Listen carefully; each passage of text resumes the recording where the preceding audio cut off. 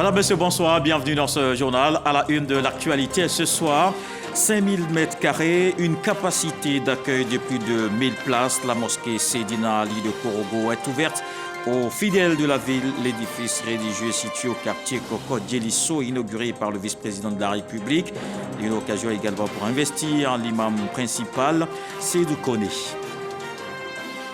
Et c'est la mise en œuvre du programme d'urgence des filières agricoles, 30 hectares en cours d'aménagement à Tiassalé. Cette superficie permettra de produire la banane plantain. Le ministre de l'Agriculture veut un produit disponible toute l'année sur le marché. Kobena Kwasi Adjoumani s'est rendu sur la parcelle. Le port autonome d'Abidjan renforce sa compétitivité. Il vient de recevoir 6 nouveaux portiques.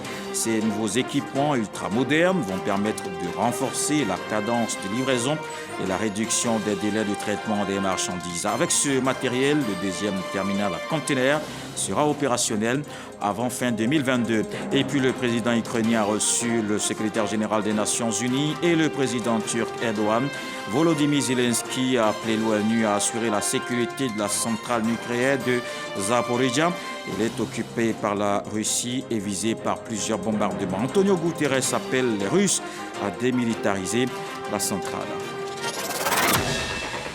On démarre ce tour de l'actualité au nord du pays. C'est un édifice religieux désormais ouvert aux fidèles, la mosquée Seydina Ali au quartier Koko de Korogo. C'est le vice-président de la République qui a inauguré ce lieu de prière. C'était en présence de plusieurs membres du gouvernement et du guide de la communauté musulmane. Le reportage de Konepagasoro de Madongi. La mosquée Seydina Ali du quartier Koko Djelisso de Korogo, inaugurée par le vice-président de la République, Tiemokomi Lekoni. Bâtie sur une superficie de 5000 m² et construite par Sidiki Silwe-Kone, directeur de cabinet adjoint du vice-président, elle peut accueillir plus de 1000 fidèles. À cette inauguration, Seydou Kone a été investi imam principal de cet édifice religieux. Il a reçu ses attributs d'imama des mains du président du COSIM, Conseil supérieur des imams des mosquées des affaires islamiques en Côte d'Ivoire. Le turban, la canne de commandement et le noble Coran.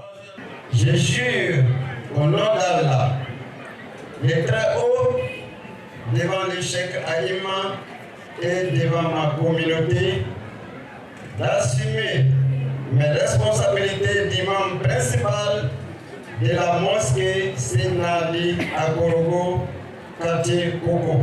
Cheikh Aïma Ousmane Diakité, profitant de l'occasion, n'a pas manqué d'inviter l'ensemble de la communauté musulmane à cultiver l'amour et à être des artisans de paix et de la non-violence, mais surtout à prier pour le président de la République, Alassane Ouattara, et pour son gouvernement. Dieu attend du musulman, du croyant, d'abord qu'il soit calme, qu'il se retienne, qu'il se confie à Dieu. Nous allons donc prier pour que Dieu inspire tous ceux qui ont une partie des décisions à prendre. Invocation, prières et bénédictions pour la paix, la stabilité et la cohésion en Côte d'Ivoire, des temps forts qui ont également marqué l'inauguration de la mosquée Seydina Ali du quartier Koko Djelisso de Korogo. Et parlons de la mise en œuvre du programme d'urgence des filières agricoles. 30 hectares de terre en cours d'aménagement à Tiassalé. La superficie dégagée permettra de produire de la banane plantain. Le ministre d'État Kobena Kwasi Adjoumani s'est rendu sur la parcelle. Le reportage de Kader Sogodogo. Le ministre d'État, ministre de l'Agriculture et du Développement rural, Kobena Kwasi Adjoumani, au volant d'un tracteur à Tiassalé, en train d'aménager un site de 30 hectares de terre. Le gouvernement, dans le cadre du programme d'urgence aux filières agricoles, PUGA, qui est à sa phase 2, veut booster la production de bananes un peu partout dans le pays. En période de disette, nous avons des difficultés pour approvisionner nos marchés.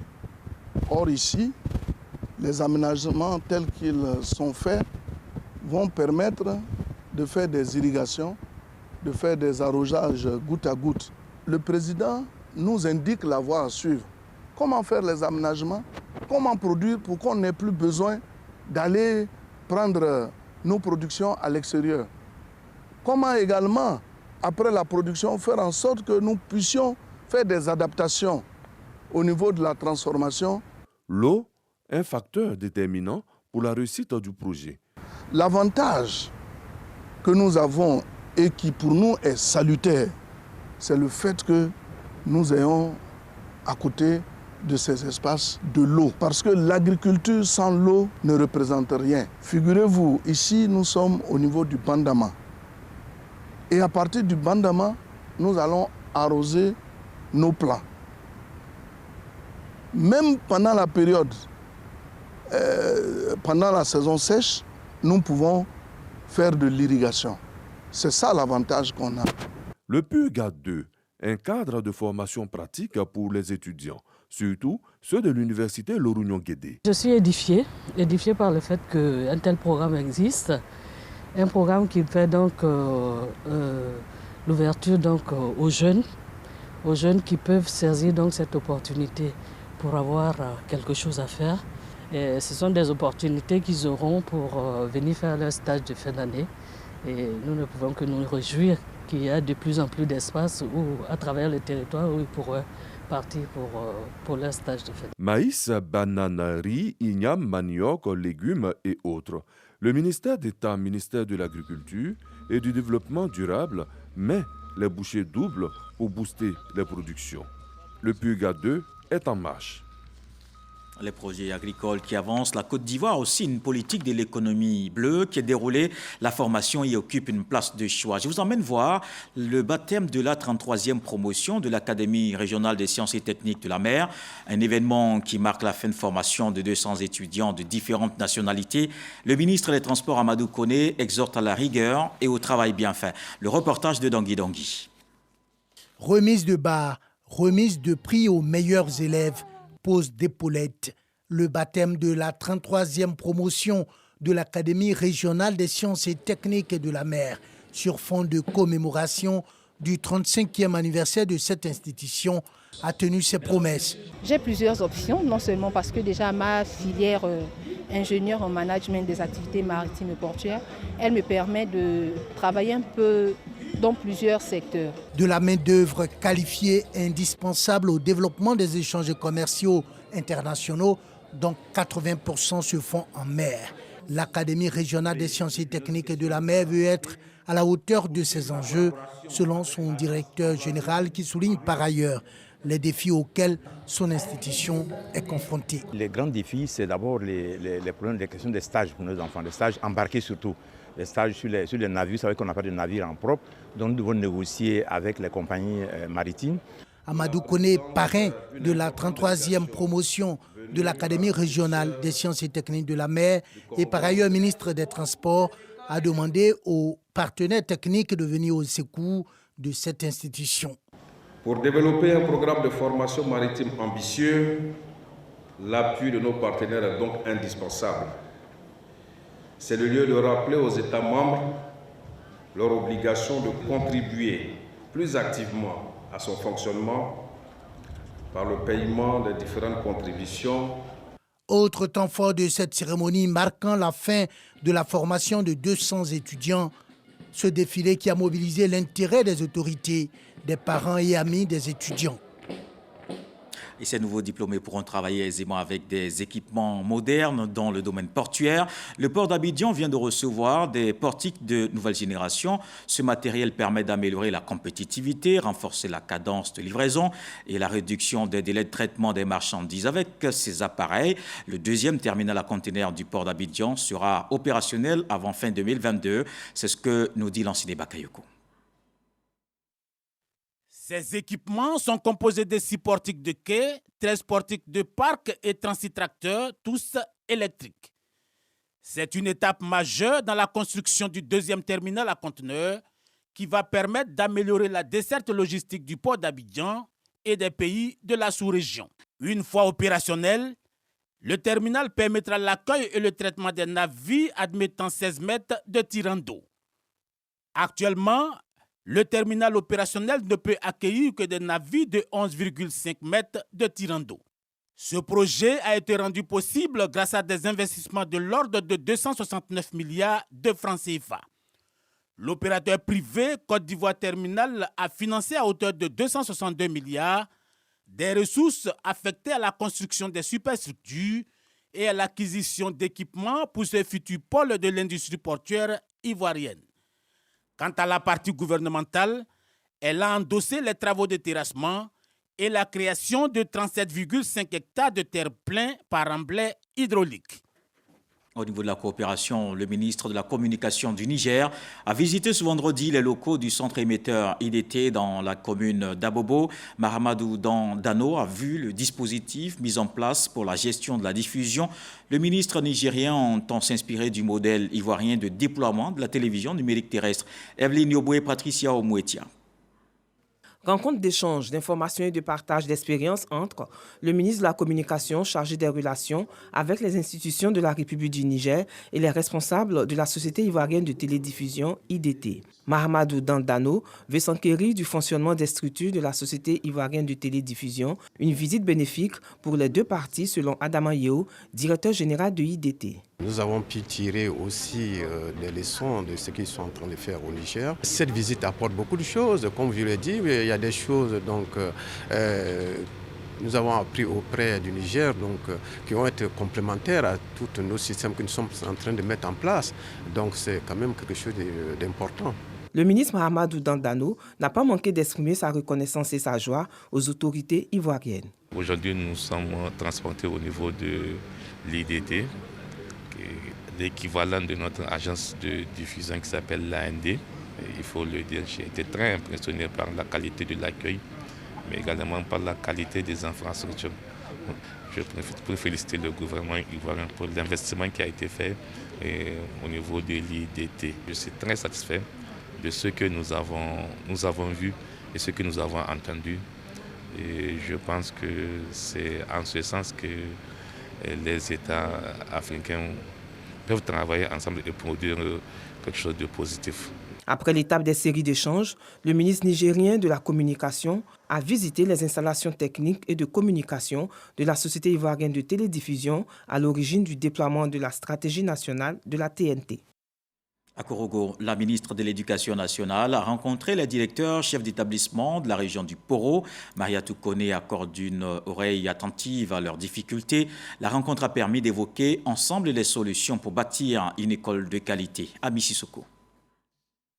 C'est en relevant le niveau réel de nos élèves que nous allons ensemble trouver les solutions pour bâtir une école de qualité.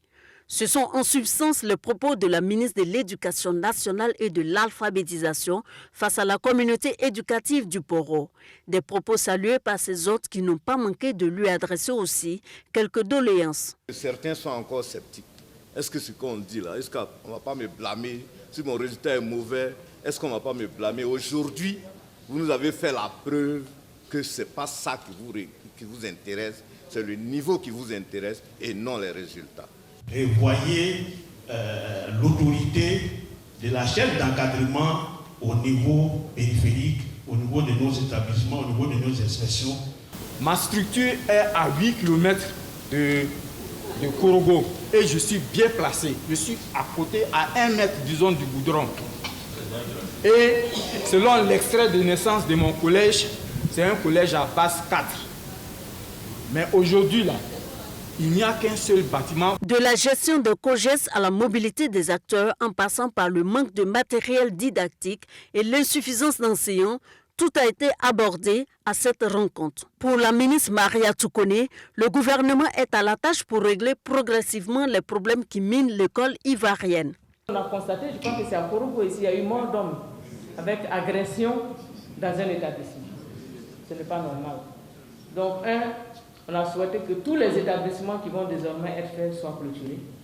Et le Premier ministre a demandé qu'on fasse une mission pour recenser tous les établissements qui ne sont pas clôturés, tous les établissements qui n'ont pas de latrine, tous les établissements qui n'ont pas d'eau et tous les établissements qui n'ont pas d'électricité. Cette rencontre a été aussi l'occasion pour la ministre de l'Éducation nationale et de l'alphabétisation d'inviter chacun des acteurs à prendre une part active dans la journée internationale de l'alphabétisation qui se tiendra les 8 et 9 septembre prochains pour la première fois en Afrique, en Côte d'Ivoire précisément, où sont attendus 1000 délégués.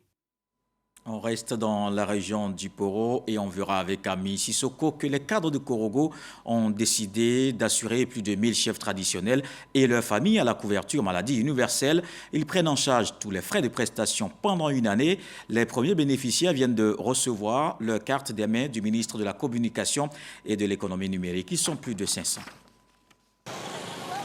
Couverture maladie universelle. Plus de 500 chefs de village et les membres de leur famille du département de Korogo reçoivent leur carte CEMU. Ils bénéficient d'une année de prestations gratuites offertes par les cadres du Poro. À leur tête, le ministre de la Communication et de l'Économie numérique, Amadou Coulibaly. Une action qui réjouit les bénéficiaires. Le jour que cela avait été annoncé ici, il y a beaucoup qui avaient cru que c'était un rêve.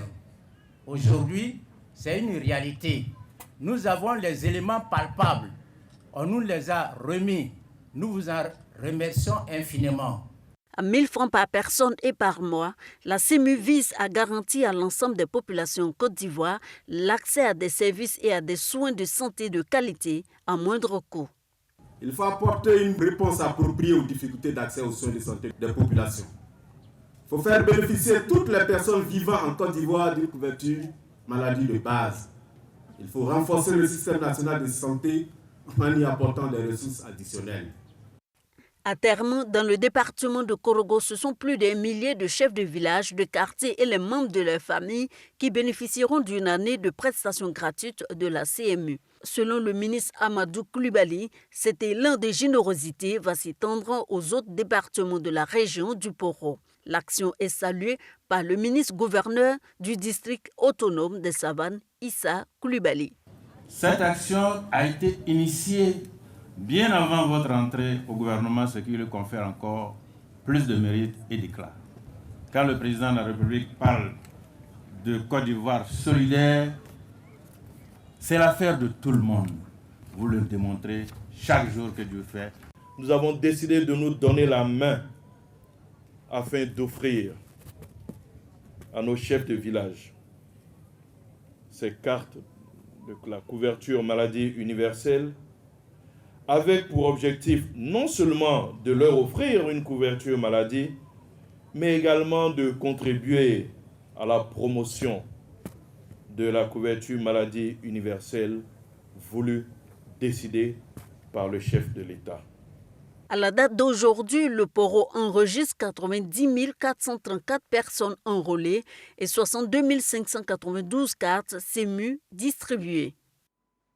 Et sur la question ici à Abidjan, l'équipe de la Caisse nationale d'assurance maladie a déposé ses valises dans la commune d'Abobo. L'idée, sensibiliser les populations sur l'utilité de la CMU, une assurance qui permet de bénéficier d'une réduction sur les coûts des prestations. C'était également l'occasion pour les responsables de donner des réponses sur les difficultés rencontrées par les assurés. Le reportage de Davis Oyo, c'est Forazegui.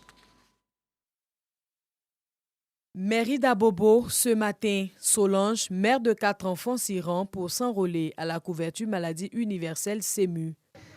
Quand mes enfants tombaient malades, et puis moi, quand on tombait malade, on dépensait plus. Avec la carte, j'espère qu'on va dépenser moins maintenant. C'est pour cela que j'en profite en même temps pour faire ma carte CEMU. Elle est reçue par un opérateur de saisie. Première étape, vérification de sa pièce d'identité, remplissage d'une fiche d'enrôlement, prise d'empreintes et photos. Après ces étapes, un reçu lui est délivré. Au bout de 2 mois, Marie-Solange recevra sa carte de couverture maladie universelle pour lui permettre de bénéficier de soins à moindre coût. Alimata, cette autre utilisatrice, est déjà détentrice de la carte. Cette journée, elle y est pour enrôler sa fille malgré les difficultés rencontrées dans l'utilisation. Étant malade, je me suis rendue à l'hôpital, mais ça n'a vraiment pas été facile parce qu'il y avait tellement de démarches à faire, tellement de procédures. Justement, pour orienter certains assurés et sensibiliser les populations sur la couverture maladie universelle, la Caisse nationale d'assurance maladie est sur le terrain. Une journée dénommée « Les événements de la CENAM ». Notre panier de soins est constitué de consultations et les consultations sont réparties en 12 spécialités et prenant en compte 617 pathologies que la CENAM prend en compte. En dehors des consultations, nous avons les examens de sang, les examens d'imagerie, nous avons les hospitalisations, nous avons les urgences, nous avons les médicaments. Pour bénéficier à 100% de la prise en charge de la CEMU, selon les responsables, il faut être à jour de ses cotisations. Une chose est d'avoir la carte, mais une chose est d'être à jour de ses cotisations, c'est-à-dire payer chaque mois mensuellement les 1 000 francs par mois, par personne. C'est important. Si tu ne le fais pas, il y a un lecteur biométrique qui contrôle le droit des entrées et savoir que si vous n'êtes pas à jour, c'est normal que votre carte ne passe pas à l'hôpital. Du 1er octobre 2019 au mois d'août 2022, ce sont 832 officines pharmaceutiques privées conventionnées, 1101 établissements sanitaires publics intégrés au réseau de soins CEMU pour près de 4 millions de personnes enrôlées. Et l'actualité en santé, c'est aussi cette lutte qui continue, celle contre la pandémie de Covid-19.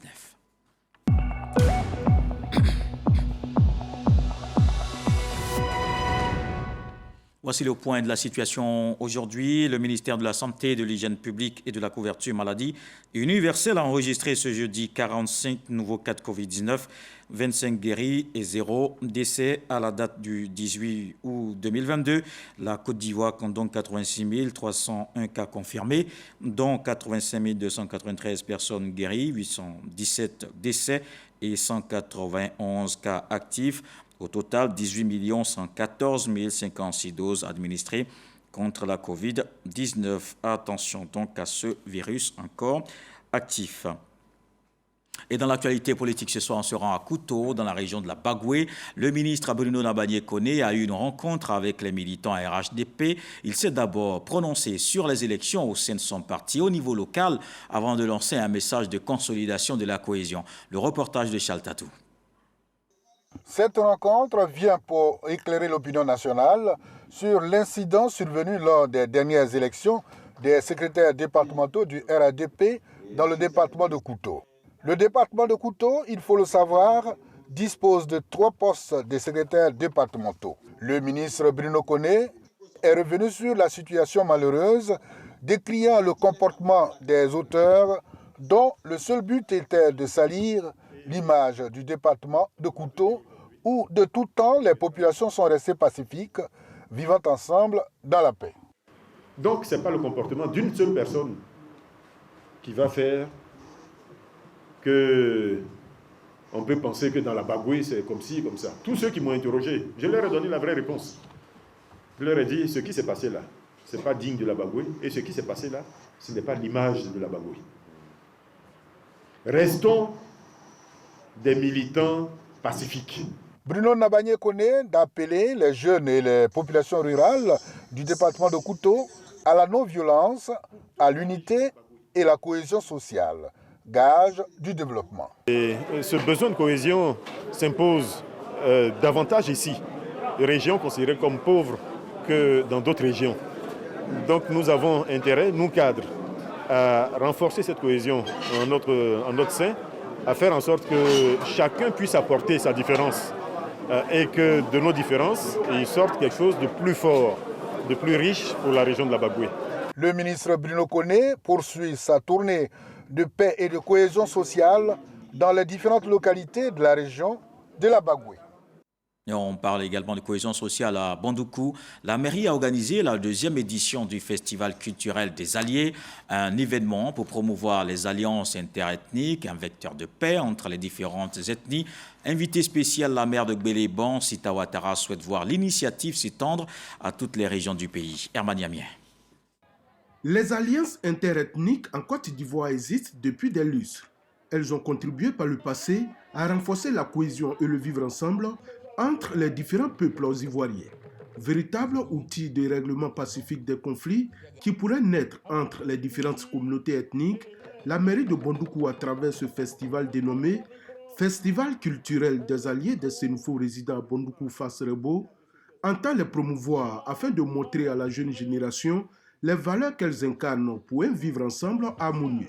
Vous nous avez appris qu'un allié ne doit jamais verser le sang de son allié. Et l'allié de mon allié étant mon allié, Si nous appliquons ce principe sacro-saint en sensibilisant nos enfants et petits-enfants, la Côte d'Ivoire sera en paix pour des siècles. L'initiative de la mairie de Bondoukou est saluée par les autorités présentes qui, selon elle, mérite d'être soutenue afin que la cohésion et la paix soient pérennisées en Côte d'Ivoire. Nos ancêtres nous ont laissé un formidable instrument de paix.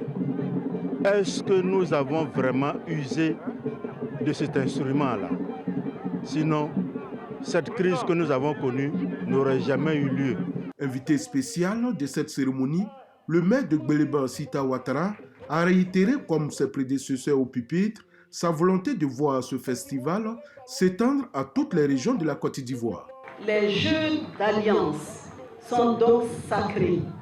Ils constituent un pacte social, un socle et un contrat de sociabilité dans nos sociétés traditionnelles. Nous sommes des peuples frères et alliés et non des ethnies opposées. Notre vocation est d'être unis et solidaires afin de conjurer les mauvais sorts. Un défilé des différentes communautés ethniques vivant en Côte d'Ivoire et des prestations de danse des troupes venues des différentes régions du pays, entre autres le Boloy de Korogo, le Zaouli de Boaflé, le Kroubi de Bondoukou et le Bi de Bouna, ont donné un cachet spécial à ce festival qui a mobilisé des milliers de personnes.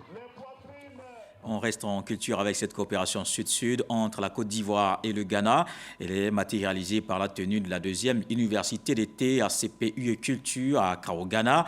La ministre Françoise Remarque s'est prononcée par visioconférence. À l'ouverture de la rencontre, elle appelle au renforcement de cette relation au profit des acteurs culturels des deux pays.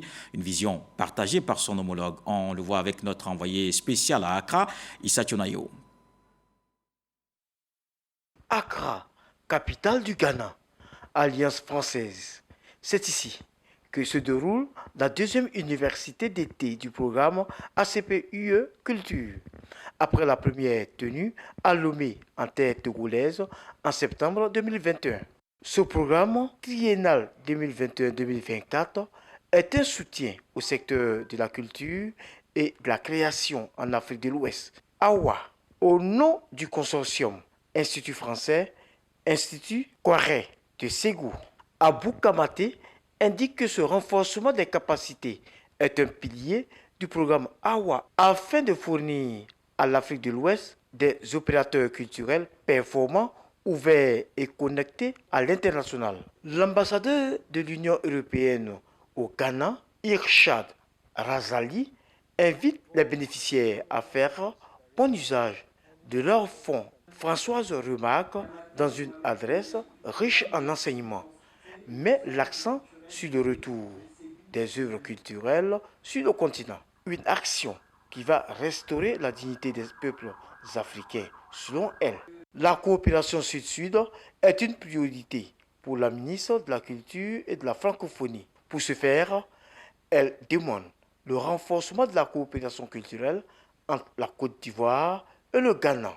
Un message bien reçu par Edna Niam, représentante du ministre de la Culture du Ghana. Elle mentionne à son tour que son pays est prêt à coopérer véritablement avec la Côte d'Ivoire sur le plan culturel. Tout en se réjouissant du choix d'Accra pour abriter cette deuxième université d'été, Edna Niam salue le retour des œuvres culturelles sur le continent. C'est le lieu de rappeler que le programme ACP-UE Culture est doté d'une enveloppe de 4 milliards de francs CFA pour soutenir les industries culturelles et créatives de l'Afrique de l'Ouest sur une période de 3 ans. Dans le reste de l'actualité au Tchad, le chef rebelle de l'UFR, l'Union des forces de la résistance, est rentré ce matin en N'Djamena. Il s'agit du neveu de l'ancien président Idriss Déby Itno. C'est lui qui était à la tête des colonnes rebelles qui fonçaient sur la capitale en 2019 et qui avaient été stoppées par les bombes des Mirage 2000 larguées par l'armée française. Timon Erdimi est donc de retour au pays après 17 ans d'exil. Le chef de l'UFR est signataire de l'accord de Doha au Qatar. Dès son arrivée, il a affirmé qu'il faut maintenant participer à la construction du Tchad. Et puis en Ukraine, le secrétaire général des Nations Unies a rencontré le président Volodymyr Zelensky et le président turc Recep Tayyip Erdogan. Les trois dirigeants ont abordé les exportations de céréales et surtout la situation de la centrale nucléaire de Zaporizhzhia. Volodymyr Zelensky a appelé l'ONU à assurer la sécurité du site occupé par la Russie et visé par plusieurs bombardements. Antonio Guterres a averti que tout dégât porté à la centrale nucléaire de Zaporizhzhia serait un suicide. Le président turc Recep Tayyip Erdogan a affirmé de son côté le soutien de la Turquie à l'Ukraine et s'est alarmé d'un danger d'un nouveau Tchernobyl. Voilà qui met un terme à ce journal. Merci de l'avoir suivi. Retour de l'actualité, 23h. Ce soir, le stage vous apprend que vanter ses grandes capacités de cultivateur, c'est un débat qui ne peut que se faire en saison sèche. Dieu le voulant, on se retrouve demain.